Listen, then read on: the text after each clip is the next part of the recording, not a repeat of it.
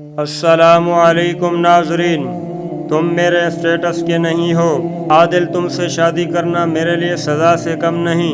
اگر ابو چاہتے تو میرا رشتہ کسی بڑے گھرانے میں کر دیتے، مگر انہوں نے تو میری قسمت ہی برباد کر دی۔ یہ الفاظ زارا روزانہ عادل کو سناتی تھی۔ شادی کے بعد اس نے کبھی عادل کی عزت نہیں کی، کبھی اس کے سادہ لباس پر طنز کرتی، کبھی اس کے جوتوں پر، اور کبھی اس کے بات کرنے کے انداز کا مذاق اڑاتی۔ عادل کے دل کو یہ باتیں ضرور تکلیف دیتی، مگر وہ ہمیشہ خاموش رہتا، نہ کبھی غصہ کرتا نہ بدلہ لیتا، بلکہ صبر اور نرمی سے ہر بات برداشت کر لیتا۔ زارا کو ذرا برابر اندازہ نہ تھا کہ جس شخص کو وہ معمولی سمجھ کر ہر روز ذلیل کرتی ہے، ایک دن اسی کی حقیقت جان کر اسے اپنی زندگی کی سب سے بڑی غلطی کا احساس ہوگا۔ ایک دن زارا نے اپنی کالج کی سہیلیوں کو گھر بلایا۔ سب مہمان ڈرائنگ روم میں بیٹھے تھے۔ عادل نے ہمیشہ کی طرح مسکراتے ہوئے سب کے لیے چائے اور ناشتہ پیش کیا، مگر زارا نے سب کے سامنے طنزیہ لہجے میں کہا، دیکھو یہی ہے میرا شوہر، میری قسمت کتنی خراب ہے کہ مجھے اس جیسے آدمی کے ساتھ زندگی گزارنی پڑ رہی ہے۔ کمرے میں خاموشی چھا گئی۔ سہیلیاں ایک دوسرے کا چہرہ دیکھنے لگیں، مگر عادل نے کوئی جواب نہ دیا۔ اس نے صرف اتنا کہا، آپ لوگ آرام سے بیٹھیں، اگر کسی چیز کی ضرورت ہو تو مجھے ضرور بتائیے گا۔ زہرا نے غصے سے کہا، تمہاری وجہ سے مجھے لوگوں کے سامنے شرمندگی اٹھانی پڑتی ہے۔ عادل نے سکون سے جواب دیا، اگر میری وجہ سے تمہیں شرمندگی ہوتی ہے تو میں کوشش کروں گا کہ تمہارے سامنے کم آیا کروں۔ اس کی نرمی نے زہرا کے غصے کو اور بڑھا دیا۔ وقت گزرتا گیا مگر زہرا کا رویہ نہ بدلا۔ وہ ہر روز کسی نہ کسی بات پر عادل کو حقیر ثابت کرنے کی کوشش کرتی، جبکہ عادل خاموشی سے سب کچھ برداشت کر لیتا۔ ایک رات کھانے کے دوران زہرا نے پھر کہا، تم تو میرے ابو کی مہربانی سے جی رہے ہو، ورنہ ساری عمر کرائے کے گھر میں رہتے۔ تمہارے پاس نہ اپنا گھر ہے اور نہ کوئی حیثیت۔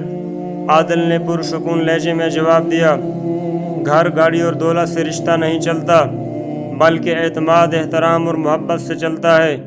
چند ماہ بعد زہرا کے والد راحیل صاحب دونوں کو شہر کی ایک بڑی کاروباری نیلامی میں لے گئے۔ وہاں ملک کے نامور سرمایہ دار، صنعت کار اور میڈیا کے نمائندے موجود تھے۔ نیلامی کا آغاز 10 کروڑ سے ہوا، پھر 20 کروڑ، 50 کروڑ اور دیکھتے ہی دیکھتے 100 کروڑ تک بولی پہنچ گئی۔ زہرا نے مسکرا کر عادل سے کہا، دیکھ رہے ہو یہاں صرف بڑے لوگ بیٹھتے ہیں، تم جیسے عام آدمیوں کی یہاں کوئی حیثیت نہیں۔ عادل خاموش بیٹھا رہا۔ اچانک پورے حال میں ایک مضبوط آواز گونجی، 500 کروڑ۔ پورا حال خاموش ہو گیا۔ ہر شخص حیرت سے اسی طرف دیکھنے لگا۔ زہرا کے چہرے کا رنگ اڑ گیا۔ عادل تم پاگل ہو گئے ہو، تمہیں اندازہ بھی ہے کہ 500 کروڑ کتنی بڑی رقم ہوتی ہے؟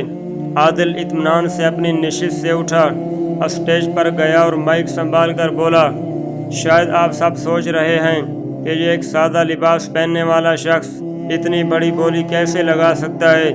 حقیقت یہ ہے کہ میں اس کمپنی کا اصل مالک ہوں۔ یہ سنتے ہی پورا حال حیرت میں ڈوب گیا۔ لوگ اپنی نشستوں سے کھڑے ہو گئے۔ زہرا نے فوراً اپنے والد کی طرف دیکھا، ابو یہ جھوٹ بول رہے ہیں نا؟ راحیل صاحب کی آنکھیں نم ہو گئیں۔ انہوں نے آہستہ سے کہا، نہیں بیٹی، یہ سچ ہے، عادل اس کمپنی کا اصل مالک ہے، میں صرف اس کا نمائندہ تھا۔ زہرا کے قدموں تلے سے جیسے زمین نکل گئی۔ اسے اپنے وہ تمام الفاظ یاد آنے لگے جس سے وہ ہر روز عادل کی بے عزتی کرتی رہتی تھی۔ اس کی آنکھوں سے آنسو بہنے لگے۔ وہ عادل کے قریب آئی، اس کا ہاتھ تھاما اور روتے ہوئے بولی، عادل مجھے معاف کر دو، میں نے ہمیشہ تمہیں تمہاری ظاہری حیثیت سے پرکھا، تمہارے کردار کو کبھی نہیں دیکھا۔ عادل نے محبت سے کہا، رشتے غصے سے نہیں معافی سے قائم رہتے ہیں۔ اگر انسان معاف کرنا سیکھ جائے تو بہت سے ٹوٹے ہوئے رشتے دوبارہ جڑ سکتے ہیں۔ زہرا نے روتے ہوئے کہا، آج مجھے احساس ہوا کہ اصل امیری دولت میں نہیں بلکہ اخلاق، صبر اور اچھے کردار میں ہوتی ہے۔ راحیل صاحب بھی آگے بڑھے اور بولے، بیٹا آج تم نے ثابت کر دیا کہ انسان کی اصل پہچان اس کی دولت نہیں بلکہ اس کا کردار ہوتا ہے۔ اس دن کے بعد زہرا کی زندگی مکمل طور پر بدل گئی۔ اس نے عادل کی عزت کرنا شروع کر دی، اس کی ہر بات کی قدر کی اور دونوں نے محبت، اعتماد اور احترام کے ساتھ نئی زندگی کا آغاز کیا۔